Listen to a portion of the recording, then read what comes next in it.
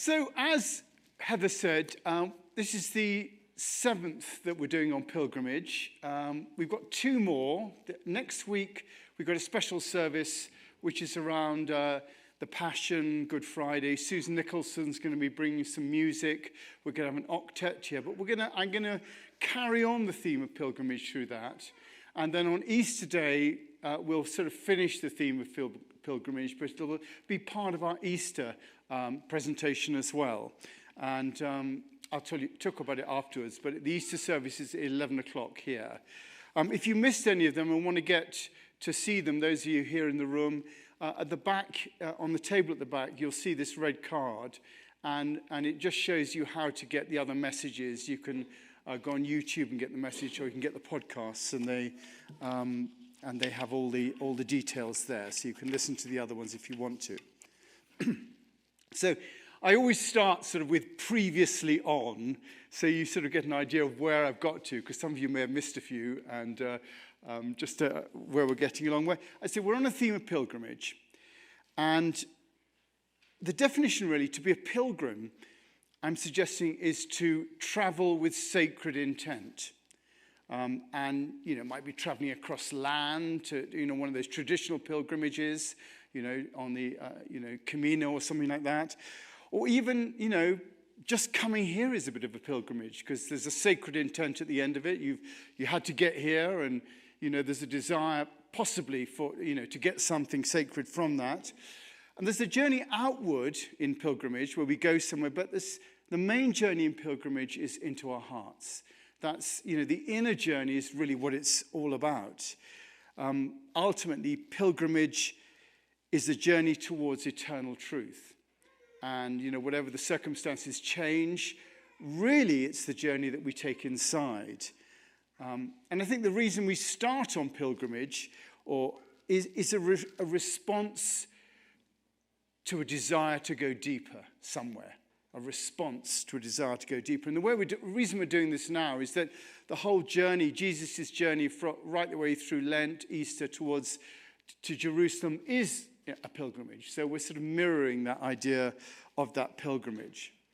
And I've said in the past that, we follow the path that's opened up to us by our practice.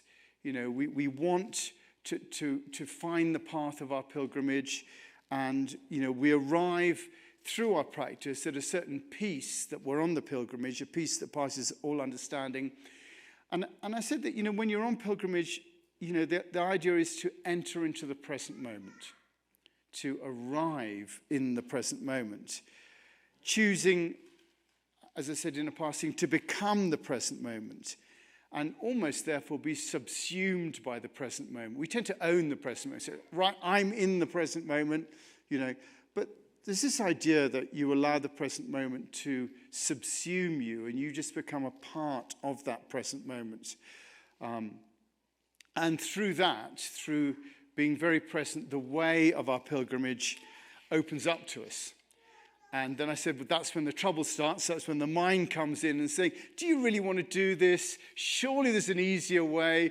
Why don't you take a taxi today? No one's going to know if you don't walk. Or have a drink, just relax.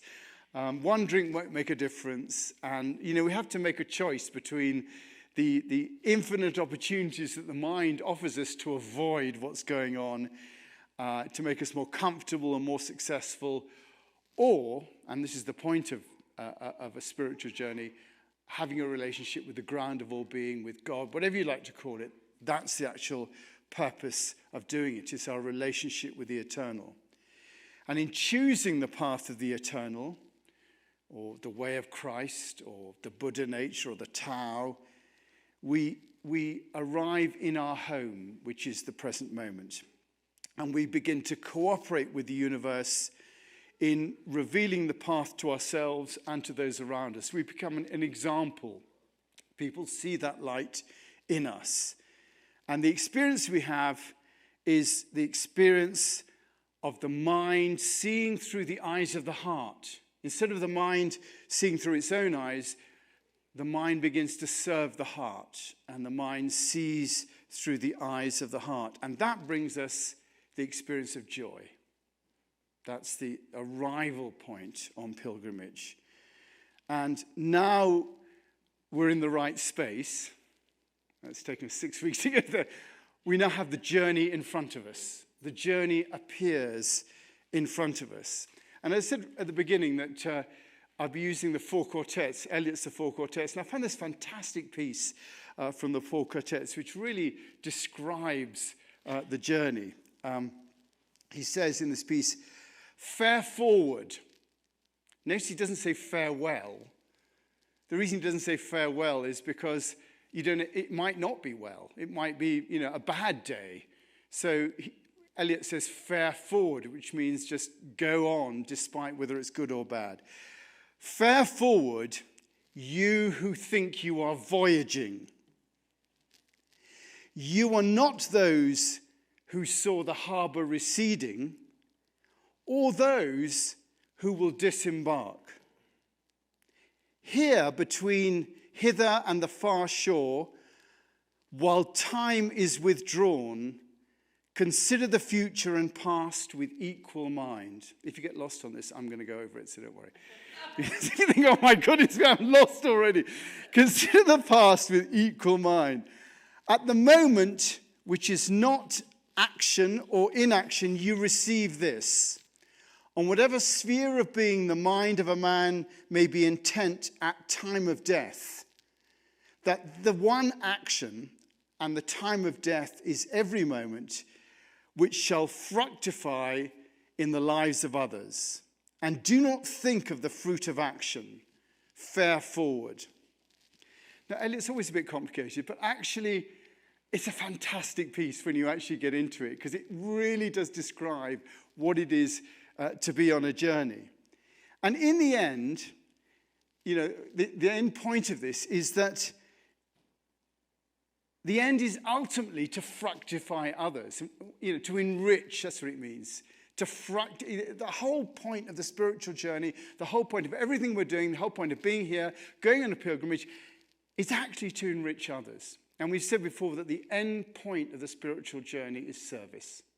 When you do all your enlightenment, get everywhere, get all the stuff, and, pray.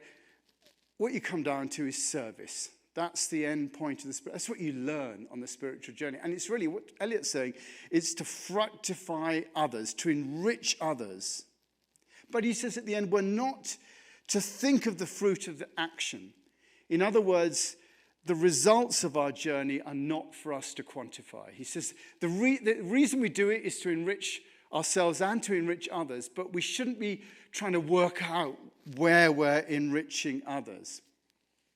And on the journey, the person who sets out, this is quite interesting, the person who sets out and the person who arrives, are not the same person as the person who travels. You are not those who saw the harbour receding, the people that set off, or those who will disembark. And it's interesting to think that, I arrived in Aspen 8 years ago, but I'm not the same person as that person. I think I am, but I'm not. I'm not the same person as the person that arrived in Aspen 8 years ago. And whenever I leave from here, I'm not that person either. That'll be a different person. And the idea, what Eliot's saying is that on the journey, you are a different person from the person that started out and the person that will arrive. So you are changing all the time. We always think of ourselves as being pretty much the same before and after a journey, but we're not. And to acknowledge that opens us up to the change that in reality is always happening. We are always changing. But it's so slow that we don't think we are. We don't think we're changing at all, but actually we are. We're not the same person. Because nothing stays the same. That's what he's saying. Here between the hither and the far shore, while time is withdrawn, consider the future and past with equal mind. He's really saying on the journey you have to stay in the present moment. That's what that means. Because you remain in the present moment and time is not an issue. I don't know if when you were on the Camino, Barbara, whether or not you had that, the time wasn't an issue. You know, you were just doing what you were doing. It didn't really matter when you set off or what you were arriving at. You may have had a plane to catch at some point, I understand that, but you're very much in the present moment. Both past and future aren't relevant. We're always so concerned about the past and the future. But this suggests that when we're on that eternal search, we shouldn't be concerned about past and future. Christian Diller, the Zen master who was here last week, he was talking about eternal time in relationship to what he called clock time, which is having to catch the plane. And he said, what you have to do is hold the two together. You have to realize that you're in eternal time and also realize that you're in clock time at the same time.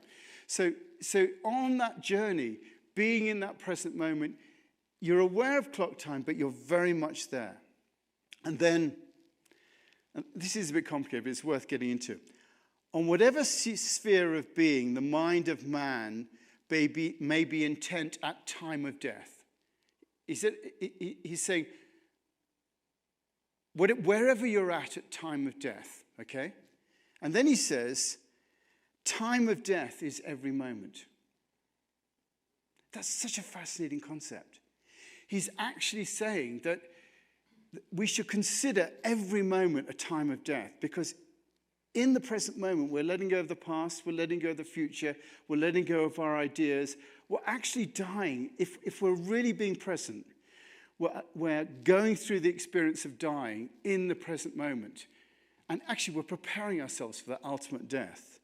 On whatever sphere of being a man of mind may be intent at time of death, wherever you're at time of death, and the time of death is every moment, that is the one action that will fructify the lives of others. Your state of being in the present moment is what will enrich others. But then he says, but don't think of the fruit of the action. The idea is that the time of death is every moment, and by being present in that moment, we die to everything else. Our willingness to die in the present moment, to be totally open and vulnerable, is what enriches others. And I think there's a great parallel there between that quote from the Bible, unless a grain of wheat falls to the earth and dies, it will remain alone. But if it dies, it bears much fruit. He who loves his life loses it, and he who hates his life in this world will keep it for eternal life. I think this idea of journeying in the present moment gives a whole new meaning to that. It's not just about giving your life when you die, that sort of thing. It's about giving up to that eternal now. It's about, unless we die, unless the grain of wheat falls to the ground and die, it will not enrich others. The idea of journey in the present moment gives it new meaning. That dying to the present moment, not considering the past or the future, is what enriches all around us. And that reinforces the idea that actually, and this is, the Taoist thing, you don't have to go anywhere to arrive. To arrive, you just have to arrive. You don't have to go anywhere to arrive, because you're already there. We're already here. And the whole point of the spiritual journey is to recognize that we're already here. And that really speaks against the idea that you've got to go off to India to find your guru, or, even on any fundamental level. You don't have to go anywhere. Our life is that journey. And in the end, we don't arrive anywhere. You're born naked, you die naked, you're born with nothing, you die with nothing. All that there is between is the journey.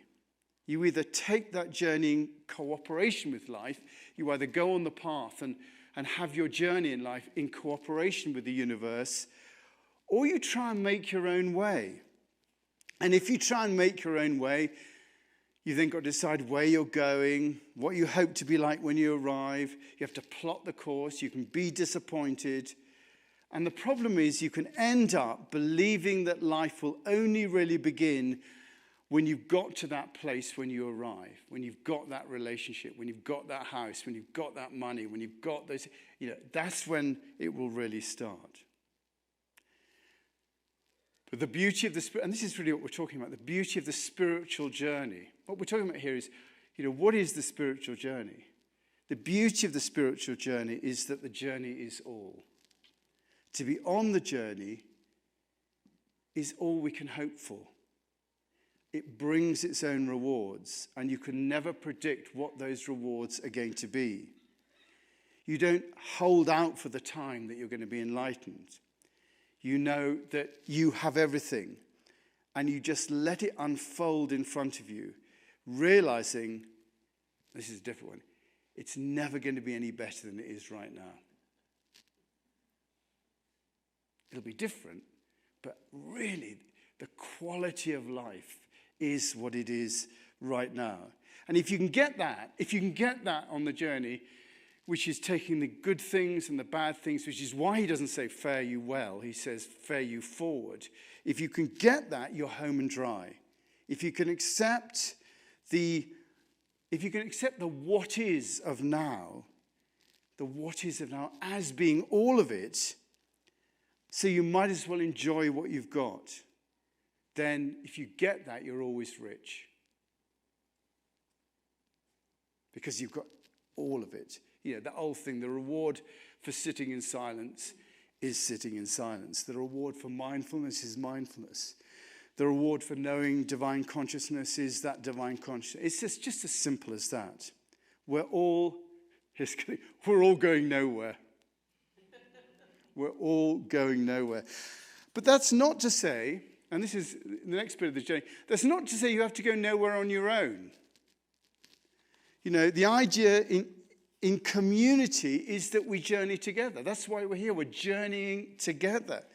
You can still travel on that journey to nowhere together. You can arrive together. In practical terms, we still have the experience of traveling together, of journeying together. All of us here we've all come from different places and will end up in different places. Now, who here was born in Aspen? Not a single person. We've all come from different places and we'll all end up in different places. Who attended a different place of worship before arriving in Aspen? Yeah, pretty much all. So in a real sense, we've all traveled here to arrive. We've all traveled here to arrive. We have journeyed to arrive. And we will journey together for a while. And they will each journey in different directions. But right now, we've chosen to journey on this pilgrimage together. Like the pilgrims of old times. Just have to read the Canterbury Tales. They traveled together. They told themselves stories. They encouraged each other as they were traveling together. We know where we've come from, but we don't know where we're going to. We have aspirations, we have ideas and thoughts, but we're really they're just ideas and thoughts. You are not those who saw the harbour receding or those who will disembark. I love that old cliche, to travel well is to arrive. To travel well is to arrive. It is the very act of travelling well, that has us arrive. We come to a place where we were meant to be. We come to the place where we were always meant to be. And as Eliot says elsewhere in the Four Quartets, and we recognize it for the first time. We come to the place and we recognize it for the first time. It may not be the place we expect to be, but it's the place we've been taken to through both our actions and the way that circumstances in the universe have conspired with us.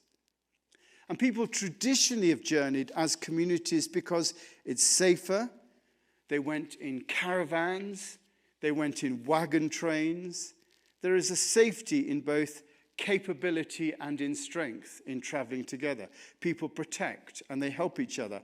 And that's why we travel as a community here. We come to help each other and we come to protect. We come to advise, to lend a hand and to encourage and to make safe. And in traveling together, we enable ourselves to achieve our stated aim as a community. And here at the chapel, we do have a stated aim as a community. We're all on this journey. And if you're in this room and watching now, we're journeying together. We are pilgrims together on this thing. And the stated aim of the chapel is to learn to, this is what Scott Peck says community is. He did a book on community. His definition of community was to learn to communicate honestly with each other, people whose relationship go deeper than their masks of composure, and have developed some commitment to rejoice together, to mourn together, to delight in each other, and to think of each other in the way that we think about ourselves. That's Scott Peck's description of relationship. To learn to communicate honestly with each other, whose relationship goes deeper than the masks of composure, and we've developed some significant commitment to rejoice together, to mourn together, and to delight in each other, and to think of each other as we think of ourselves. And we have to do that as we're journeying in community. That is our task here. And in those wagon trains that rolled out west, there was a need to communicate honestly, to mourn together as deaths occurred, and to rejoice together as things went well. And it's almost as if the journeying itself creates the community. We know that when we travel with people, you get very close, to people. People on film sets, they form families and they're together for a certain amount of time. And if that community is something we desire, then going on a journey together will help us develop as a community. And in the case of wagon trains, perhaps the desire to go west, the journey came first, and then the community was formed around the journey. And with us, there is the community here. And I think that in developing the community, we have to almost consciously set out on this journey together. And in doing so, our community becomes formed. We come together, we listen, we support each other, we eat together downstairs, and we have a communal aim.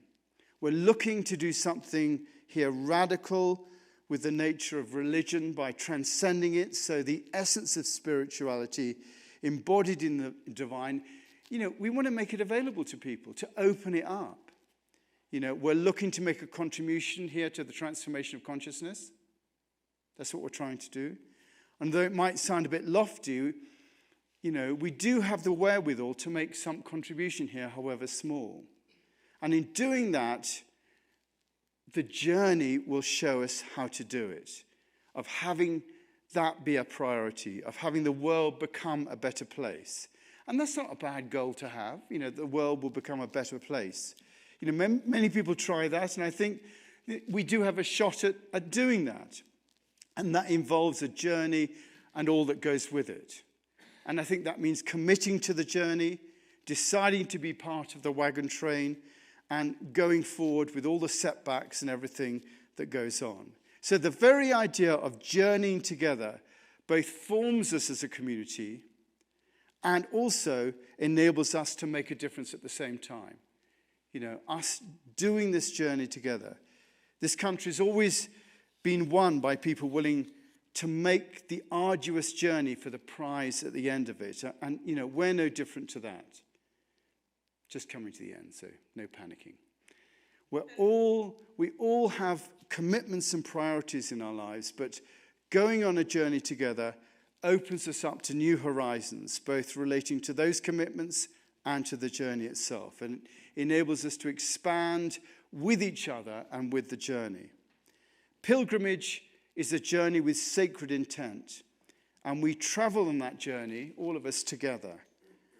That's what makes us a community. And through traveling, we enrich the lives of those around us.